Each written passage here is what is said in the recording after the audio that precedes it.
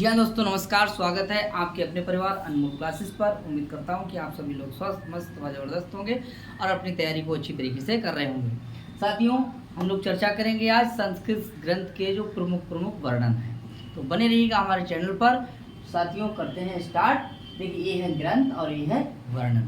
ठीक है, कि कौन से ग्रंथ में कौन सा मतलब प्रमुख वर्णन है, इस बात को बात करेंगे कि भैया अगर कादम्बरी की बात करते हैं तो अछोत सरोवर प्रमुख वर्णन है। यहाँ से प्रश्न बन सकता है, एग्जामिनर बना सकता है कि भैया अछोत सरोवर का वर्णन कहाँ है, पंपा सरोवर का वर्णन कहाँ है, सालमरी वृक्ष का वर्णन कहाँ है, रैवतक पर्वत का वर्णन, इंद्रकील पर्वत, शरद वर्णन या षडऋतु वर्णन। तो ये आप जो साथ देख रहे हैं ये बहुत इंपॉर्टेंट है। परीक्षा चाहे आपकी टेट की हो, टीजीटी हो या आपका सुपर टेट हो, बीपीएससी हो, डीएसएसबी हो, भारत में जितने भी एग्जाम हो रहे हैं और संस्कृत विषय है तो ये आ सकता है। तो बने रहिएगा हमारे चैनल पर और करते हैं स्टार्ट। देख लीजिए, अछोत सरोवर का वर्णन पूछता है कहाँ है, तो हम बताएंगे कादम्बरी में। अच्छा, कादम्बरी है क्या? तो कादम्बरी एक कथा है। क्या है? कादम्बरी एक कथा है जो कि गुणाट्य की ग्रंथ कथा से ली गई है। ठीक है, और कादम्बरी कथा के कितने भाग हैं? 2 भाग हैं। एक भाग है हमारा पूर्वार्ध और दूसरा क्या है? उत्तरार्ध। पूर्वार्ध जो लिखा था वो बाणभट्ट ने लिखा है, उत्तरार्ध उनके पुत्र पुलिंद भट्ट या भूषण भट्ट ने लिखा है। बात करते हैं कि पंपा सरोवर की। किसकी बात करते हैं? पंपा सरोवर। पंपा सरोवर का वर्णन अगर पूछा जाए कहाँ है, किस ग्रंथ में है, तो कादम्बरी लगाएंगे। और कादम्बरी भी कथा है, बाणभट्ट की रचना है। बात करते हैं कि सालमली वृक्ष का वर्णन कहाँ मिलता है। देखिए, सालमली वृक्ष का वर्णन जो है वो कादम्बरी में मिलता है। अगर ऑप्शन कादम्बरी ना हो तो सालमली वृक्ष का वर्णन शिवराज विजय में भी मान लिया जाएगा। नहीं, सालमली वृक्ष का वर्णन शिवराज वो जो है वो चढ़ गया था।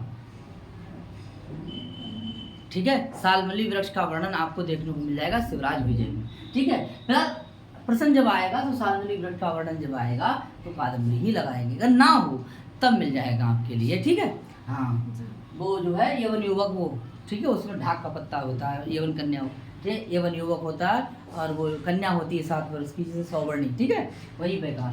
आगे बात करते हैं रैवतक पर्वत। ये बहुत इंपॉर्टेंट है कि भैया एक ऑप्शन दे देगा शिशुपालवध या एक ऑप्शन दे देगा त्रातार्जुनीयम, दूसरा दे देगा कादम्बरी, तीसरा कादम्बरी और चौथा ऋतु संहार या कोई भी ग्रंथ दे देगा। ठीक है, आप कंफ्यूजन में पड़ जाएंगे। तो ध्यान रखना है आपके लिए कि रैवतक पर्वत का वर्णन होता है वो शिशुपालवध में होता है। और शिशुपालवध जो है वो ये रचना जो है शिशुपालवध है, ये महाकाव्य है। ये क्या है? महाकाव्य है। ठीक है, ये महाकाव्य है और ये किसका है? मांग का है। ठीक है, जिसमें कितने सर्ग है? 20 सर्ग है, वृत्तरेय के अंतर्गत आ जाता है और जिसमें चौथे सर्ग में आपको रैवतक पर्वत मिलेगा। इंपॉर्टेंट है। ठीक है, तो एक के साथ कई प्रश्न हो रहे हैं। देखिए, हम केवल इसकी चर्चा नहीं कर रहे हैं। देखिए, महाकाव्य की बात हो गई, एक प्रश्न हो गया, मांग रचनाकार हो गए और ये कितने सर्ग हैं। ठीक है, और चौथे सर्ग में ये वर्णन है। ठीक है, तो प्रश्न कई हो रहे हैं। बात करते हैं इंद्रकील पर्वत की। किसकी बात करते हैं? इंद्रकील पर्वत। और इंद्रकील पर्वत जो पूछा जाएगा तो वो कहाँ है? वो भी आपका त्रातार्जुनीयम है। त्रातार्जुनीयम किसकी रचना है? ये देखिए, भारवी की रचना है। किसकी है? भारवी की रचना है। और भारवी की रचना है जिसमें कितने सर्ग हैं? 18 सर्ग हैं। 18 में 5वें सर्ग में आपको मिलेगा क्या? इंद्रकील पर्वत वर्णन। ये वृत्तरेय के अंतर्गत आ जाता है। बड़े बड़े, वृत्तरेय का मतलब होता है बड़े बड़े महाकाव्य। ठीक है, बात करते हैं कि शरद वर्णन। और शरद वर्णन की जब बात करेंगे तभी आपको मिलेगा त्रातार्जुनीयम। किसमें मिलेगा? त्रातार्जुनीयम। त्रातार्जुनीयम भी किसकी रचना है? भारवी की है। और इसमें कितने सर्ग हैं? 18 हैं। और चौथे सर्ग में आपको ये मिलेगा शरद वर्णन। ठीक है, इंपॉर्टेंट है, भूलना मत। आता बात है, कौन सी बात आती है? षड ऋतु वर्णन। यानी षड ऋतु मतलब षड माने होती 6, ऋतु माने ऋतु, यानी 6 ऋतुओं का वर्णन कहाँ मिलता है। तो बात करते हैं कि ये मिलेगी आपके लिए शिशुपालवध में। कहाँ मिलेगा? शिशुपालवध में। और शिशुपालवध में कितने सर्ग हैं? शिशुपालवध मांग की रचना है और कितने हैं भैया? 20 सर्ग हैं। ठीक है, और उसमें से छठे सर्ग में आपको मिल जाएगा षड ऋतु वर्णन। ठीक है, ये आप जानते ही हैं। ठीक है, मांग की रचना जिसमें कितने हैं सर? 20 सर्ग है। 18 किसमें है? त्रातार्जुनीयम। और 22 किसमें है? नैतिली चरितम। ये तीनों जो ग्रंथ हैं वो वृत्तरेय के अंतर्गत आते हैं। ट्रिक हो जाएगी किशन। क्या हो जाएगी? किशन। की से हो गया त्रातार्जुनीयम, सा से हो गया शिशुपाल और ना से हो गया नैतिली चरितम, जिसे हम विश्वद औषधम भी कहते हैं। ठीक है, आगे बात करते हैं कि देखिए, ये वाला बात है कि षड ऋतु वर्णन है, ये और कहाँ मिलता है? देखिए ये आपको मिलेगा ऋतु संहार में। कहाँ मिलेगा? ऋतु संहार। और ऋतु संहार किसकी रचना है? कालिदास की। किसकी है?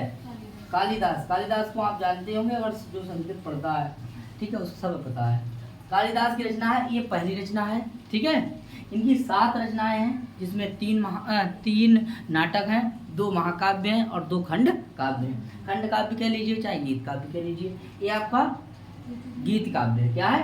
गीत काव्य। और ये पहली रचना है साथियों। ये कैसी रचना है? पहली रचना है कि ऋतु कुमार का मालविका मेघ रघु का ज्ञान। ये है ट्रिक के साथ हम आपको नई वीडियो में बनाएंगे और कालिदास की सब रचनाओं को क्रमबद्ध बता देंगे।